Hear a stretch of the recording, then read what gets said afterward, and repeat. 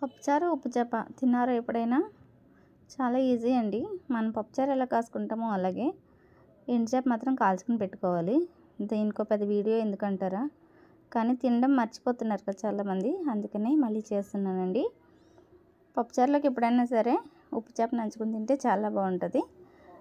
ఇదేమి సాంబార్ కాదండి, అన్ని వెజిటేబుల్స్ ఏమి వేయట్లేదు, ఓన్లీ పప్పుచారు కాబట్టి ఉల్లిగడ్డ, టమాటా, పచ్చిమిర్చి సరిపోతుంది. కావాల్సిన చింతపండు, అలాగే కుక్కర్లో పెట్టేసుకుని పప్పు అంతా మంచిగా మెత్తగా అయిన తర్వాత పప్పు మెదిపేసి సరిపడగా వాటరు, చింతపండు రసం పోసి బాగా మరిగిన తర్వాత పప్పు పెట్టేసేయాలండి. పోపు ఎలాగే తెలుసు కదా అందరికీ, ఇది కూడా చెప్పాలా అంటారా? అవునండి, ఒక వీడియో చేయాలంటే అన్నీ చేయాలి కదా.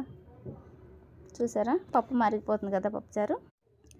పోపు వేసేసి పప్పుచారులో వేసేసిన తర్వాత ఎండుచేపలు శుభ్రంగా కడుక్కొని 2 పక్కల దోరగా కాల్చుకుని పప్పుచారులో వేసుకుని తినడమేనండి.